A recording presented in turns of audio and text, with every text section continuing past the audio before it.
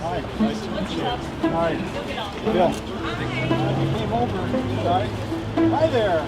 He never intended to be the voice and face of saving the planet. So this kind of got thrust upon him, because I can imagine what it's like to be Bill. He's getting inundated daily from all over the world. What can I do? Have you thought about this? How can I help? All right, see you later. Good luck. Scientists are very cautious about making grand public statements.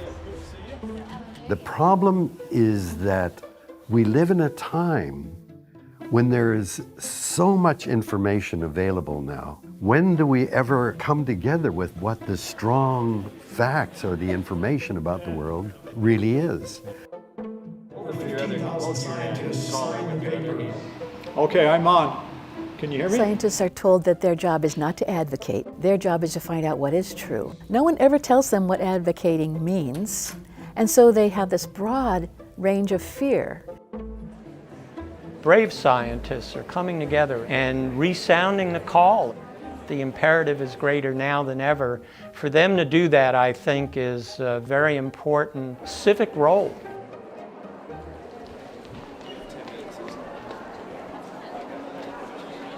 Bill, to me, is the perfect messenger. He's not a rabble-rouser. Instead, he's very moderate. He has a very soothing delivery. He's very succinct. So I think all these qualities make him the perfect messenger of the warning. One of the things that Bill Ripple has done is make sure that his beliefs and his actions are matching. You will see him speaking out in every way he knows how, warning people. He will show us how knowledge is manifested in action. What do we need to Look, do? urgency, that's our message. The only thing that gives me hope is that we don't even know enough to say it's too late. You are a humble giant, and I respect you very much. Everybody, Bill Ripple. Ladies and gentlemen, the star of the show, Bill Ripple.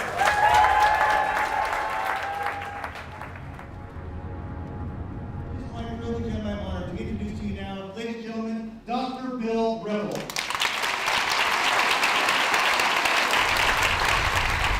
So tonight I'm going to talk to you about my personal journey over the last 20 years as a scientist. And I'm going to bring you up to date where we're at now and where we're going.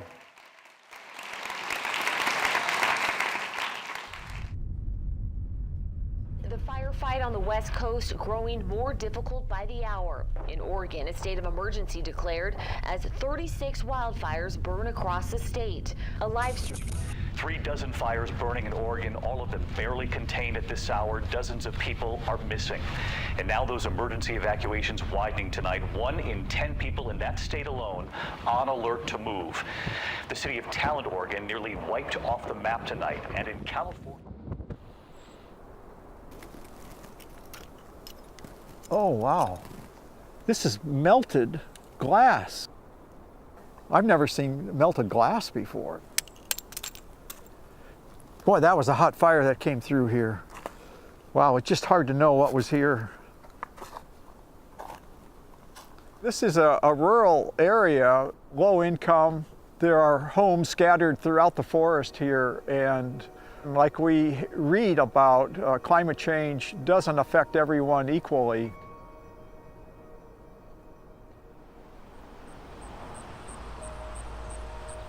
When the fire came through, it came up that gully, came this way, burnt across, and burnt up the Little North Fork River fast that way. This did not burn until I believe about 2 o'clock or 2:30. So we had more time. We could have done more. I wish we would have, because we left so much stuff. We took all of our important papers, keepsakes. I lost all of the notes that I base a lot of my books on, that I've kept for 50 years, and they're gone. You know, it's like, I can't believe that, but they're gone. I hope that folks that live in areas like ours see what happened here. Now, but by the same token, I have to say that I watched what happened to Paradise. Did I learn anything? No, I did not. You think, well, that was a terrible thing. And it was a terrible, terrible thing, because there were so many lives lost.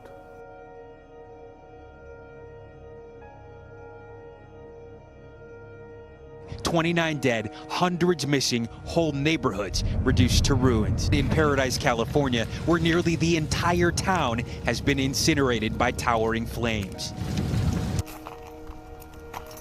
The town of Paradise, California burned to the ground. It was during those fires I decided to write the climate emergency paper that we published in late 2019.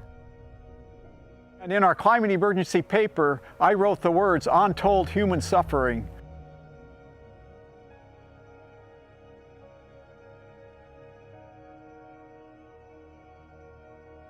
Our weather is getting hotter, our weather is getting drier. We're going to find this more often. So how do we prevent it? I don't know the answer to that. I wish I did. We need to mitigate and try to curb climate change. At the same time, it's already arrived and we need to adapt to it. So we have all kinds of needs for political leadership.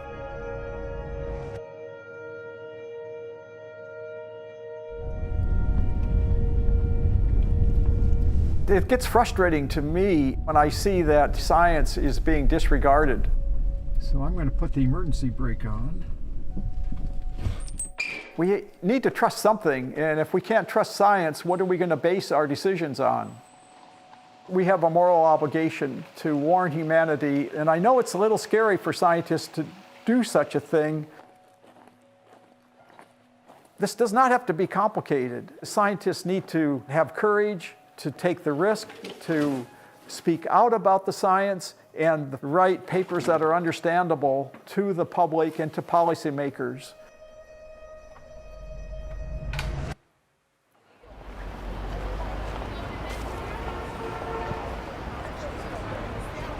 It just about brings tears to my eyes, because I've really not have anyone champion my cause like you've been doing, so it's just really special. So I really appreciate it on providing me a platform to give my little spiel. I could tell you a little bit more about myself. I grew up in the 1950s in a rural, low-income farming family in South Dakota. The Vietnam War was going on, and it was time for me to go to college or the war, and my dad sold part of the farm. Nobody else in my family has a college degree. So once I got into college, I'm kind of a shy person, and I didn't want to take speech class. So I decided that I was just going to go home and be a farmer instead of take the class. But I got up enough nerve to take it, and I ended up getting an A on my 3 speeches. So it kind of brought me out a little bit. So instead of going to the military, I got an education. I just loved going to the university library and reading and doing research. So that seemed to work out really well. And here's our tree house. Oh man, we spent so much time in this tree house. I thought it was much bigger and grander than it looks right here. And there's our dog. I love this dog. His name was Beaver, and he was so easygoing. Look at the stores on the main street. Looking back, I think rural America, this was not too bad of a place to grow up.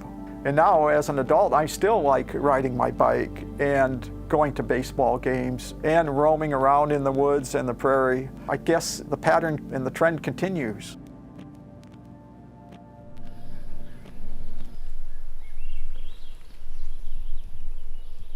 Well, as a child, I just loved going out into the woods by myself.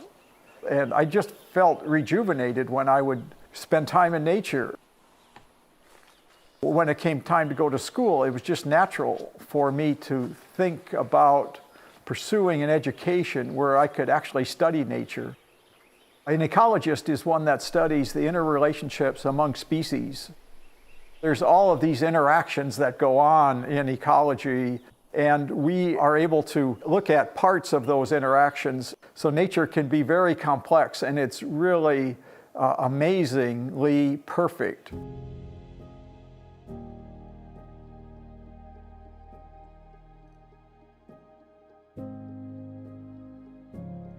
Well, this is the animal that changed my life.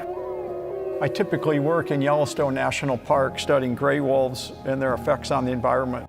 I became aware of this mystery with the aspen trees. The aspen trees were disappearing, and there were arguments amongst the scientists as to what was going on with the aspen. So we did a tree ring studies by coring into the side of some of the trees and pulling out these cores, and then we counted the rings, and we found something that was just life-changing for me. So wolves were killed off in the early 1900s. By the 1920s, we saw the last wolves. And then soon after that, the aspen trees just shut down. That's when we made this discovery that the aspen trees and their recruitment and regeneration and the success of aspen is dependent upon a large carnivore, the gray wolf.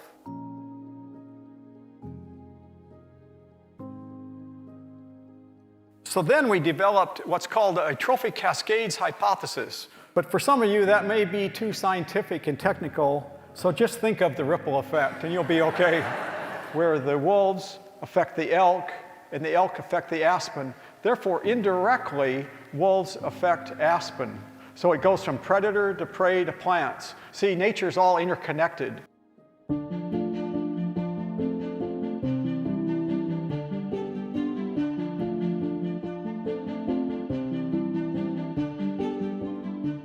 It's a perfect natural experiment. Wolves were brought back in the 1990s, and we looked to see if trees would start to grow taller, as we hypothesized. And sure enough, in many places, they are growing taller.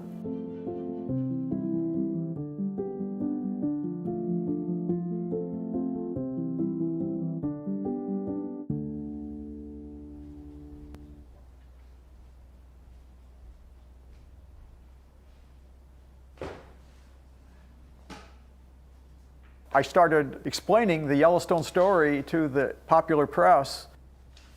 That led me to the idea of maybe it's really important to try to communicate science to the public. And I feel like I have a knack for it. I like to write short papers. I like to have the text understandable to the public. I want to put in figures in my papers that can be understood in a matter of seconds. And I actually ended up liking talking to reporters in the mass media. A climate study endorsed by 11,000 scientists from more than 150 countries have banded together to warn of untold suffering. Untold human suffering if climate change is not addressed. They're claiming the Earth is in a climate emergency. They wrote that the climate crisis is accelerating faster than most scientists expected. О климатическом кризисе. William Ripple from Oregon State University, one of the lead authors of this study, ecology professor William Ripple. We're just starting to see storms becoming more intense. These emergencies or these climate warnings have been given for a long time now. I mean, some of the first warnings were given over 40 years ago, and we've tracked the data over the last 40 years, and it doesn't paint a great picture.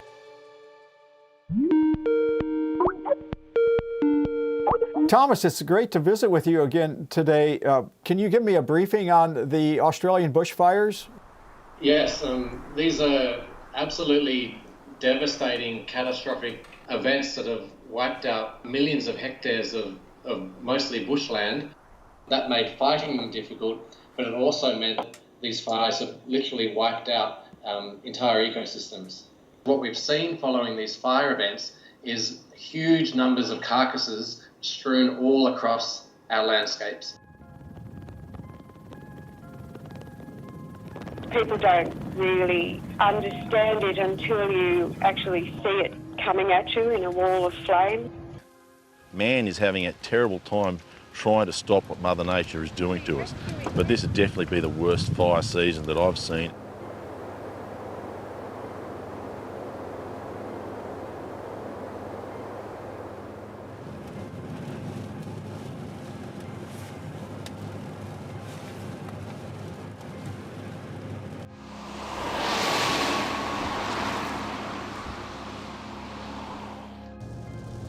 It's unknown, I guess, at this stage how any of the animal populations survived, who we've lost, what threatened plants and animals we've lost. Ready, steady.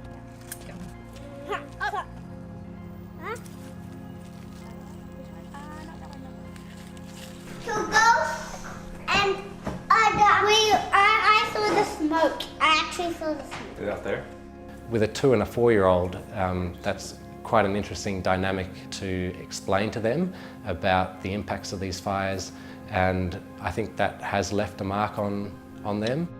Early on in their lives, they've seen what, Armageddon or a mega fire looks like and how devastating that is.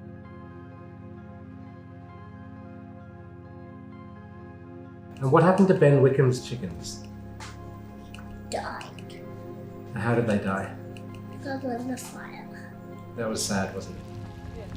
It actually makes my stomach feel sick. Yeah. Of how ferocious the fire was, how anything could survive, any animals, with nowhere to go. So hopefully this rain helps a bit. So what we saw recently was not normal. Imagine you're driving down this curvy road that used to be covered by lush vegetation, and all of a sudden everything is bare, everything is black. Like someone had cut a mine through the area. It was just completely black, dead, nothing, no green. It was muted landscape. It was horrific, absolutely horrific.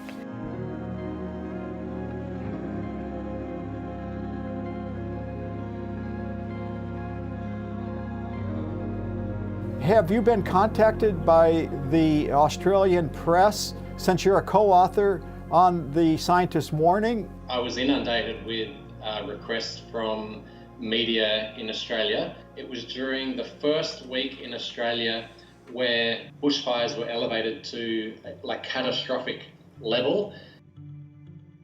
It all started back in February of 2017 when I was feeling especially concerned about the global environment and climate change. Seeing this global wildlife endangerment was a turning point in my life, from a field ecologist to also a science and conservation advocate. I asked myself, well, what can I do? I'm just one person, an individual. I'm feeling a little bit helpless at this point. So that's when I came across the 1992 World Scientist Warning to Humanity. So I thought maybe I could write a letter to humanity. That turned into the World Scientist Warning to Humanity, a second notice.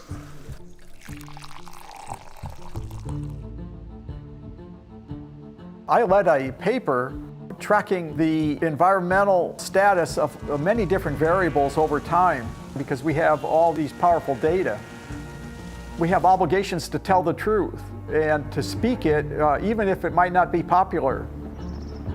For whatever reason, people either do or don't accept the science, and therefore you get different attacks. Following the scientist's warning, I ended up getting quite a lot of hate mail and death threats. I was worried about my employer's response to my conservation advocacy, but once the OSU administration found out what I was doing, they decided to give me an award for the scientist warning. Now, can you believe that? Well, that was an extremely eye-opening experience for me, because at the point of finishing the paper, I asked a colleague, well, should we get signatories on this? I sent the paper to 40 scientists that I know. Within 48 hours, 1,200 scientists had signed the paper. So there are now 21,000 scientists endorsing this call to action.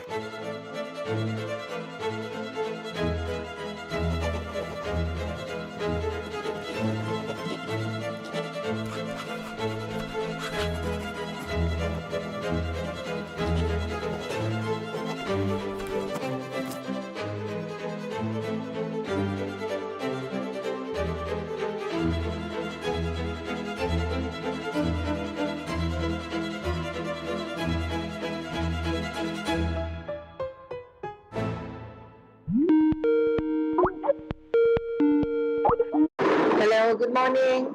What time is it over there? 8 a.m. So I read your paper. It's very interesting and very scary. Yes, well, I wanted to thank you for signing our scientist warning paper. Why did you agree to sign it?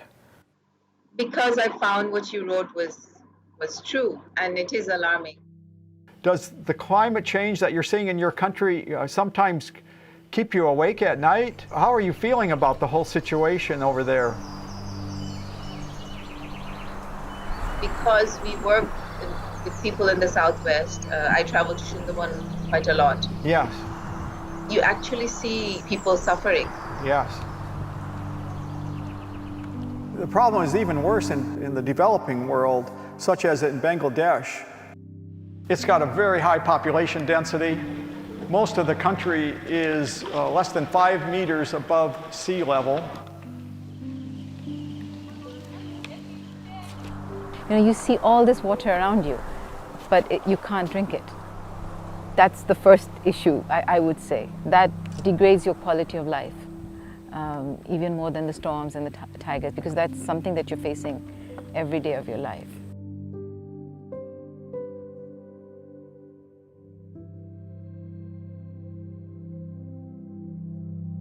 Anybody who accepts climate change as a reality, accepts human-induced impacts of climate change as a reality, also has to accept that every one of us has a responsibility towards those who are suffering because of our emissions.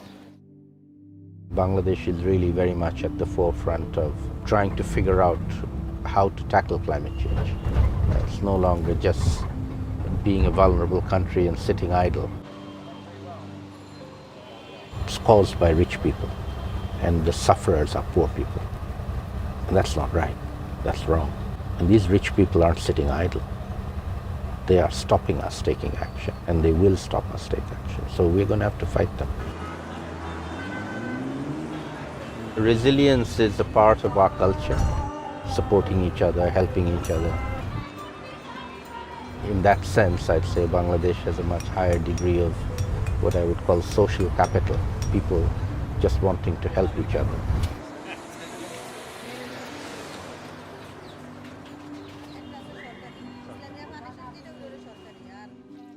Every day they have to come here around 3 to 4 hours. They come here for water and they go back. Just before sunset, maybe an hour before sunset, it almost doubles. Or even at night, people have to come. And some of them bring their small children from far away, especially because there's no place to keep them. So it doesn't impact only themselves, you know, it also impacts their household. It's a huge chunk of time that is taken away from their day. These are the people who are impacted by climate change.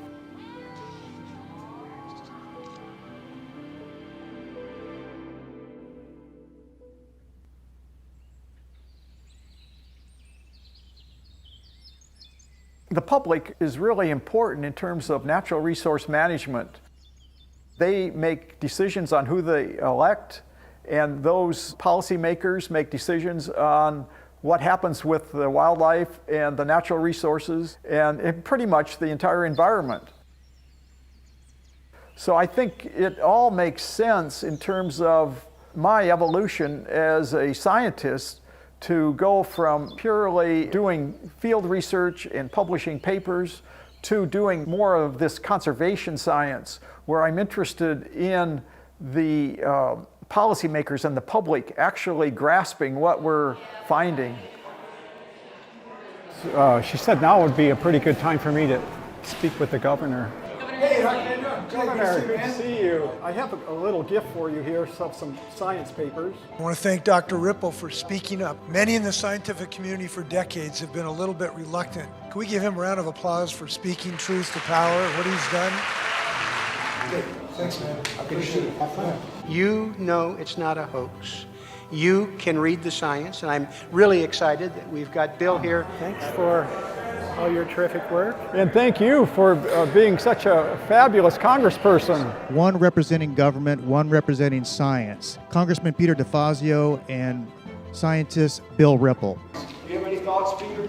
Well, Bruce, I think things are changing for the better. You know, I've talked to Peter already once. I love it. Yeah.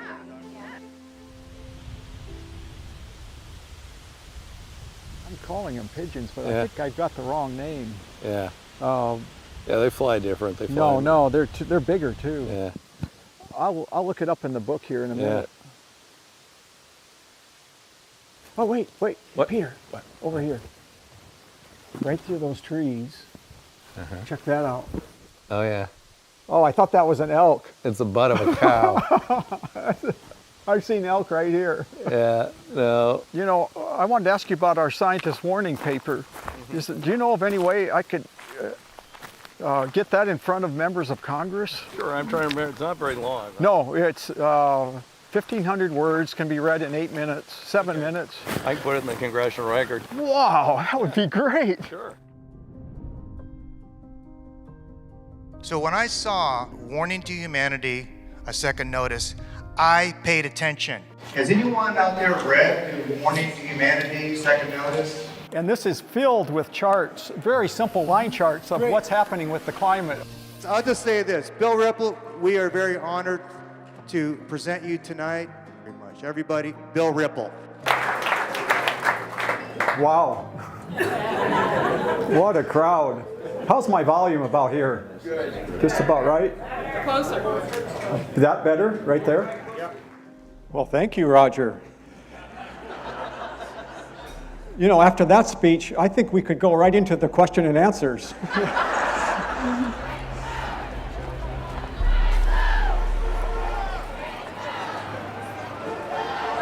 We're having all the speakers just stand probably on that side. Okay. Right up. Hello there. My name is Bill Ripple, and I'm a scientist. My parents wanted to hear my opinion on things. So as a kid, I was advocating for my position. That may have been a factor in the way I feel comfortable expressing my opinion based on scientific data today, even though it can be risky. I believe that scientists have an obligation to find out what is true, what is the case, based on the very best research. Then the obligation is to take that knowledge and put it in the hands of people who can put it to work, and make sure that the information doesn't just reach other scientists, but that it gets to the people and to the decision makers. To have the courage of your conviction, to stand your ground and speak up, we need more of that, not just in the academy, we need more of it in the country. Given that we're talking about issues of the imperative of addressing climate change, of dealing with some of the horrific conditions that we and the rest of the world are headed toward, one can't possibly speak out too loudly or too often. We are now the cause of a mass extinction that now threatens us. We're the highest predator on the food chain. And if we undermine the underpinnings of the way that life exists, then who do we think is going to be most vulnerable to this? It's us. And I'd like to welcome up Bill Ripple again. I work as a scientist studying everything from ecology to climate change. Scientists have a moral obligation to clearly warn humanity of any great existential threat and tell it like it is. I would love to see a movement of scientists where it just becomes common that scientists are out there working in communities and out there with the press and out there with the political leaders and really much more engaged. And sometimes I feel like I just want to shake humanity and say, okay, do something. The scientific data are in. So what I'm going to ask you to say is all hands on deck. Got that? What do we need? All hands on deck! A little louder. What do we need to do? All hands on deck! I'll see you in the streets. Thank you. Are we going to be a howling success? Are you guys ready tonight? Well, why don't we send to Congress a nice loud howl of wolves so everybody can hear? Are you ready?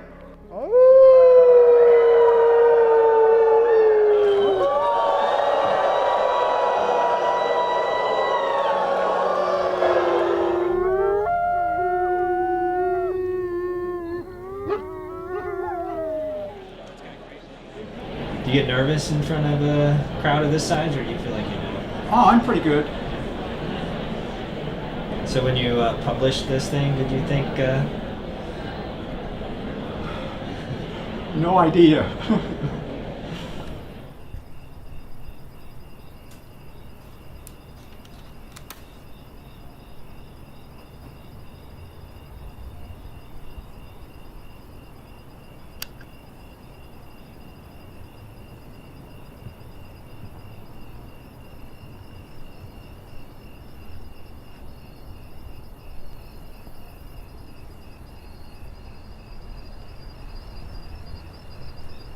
Let's give it a try. Okay.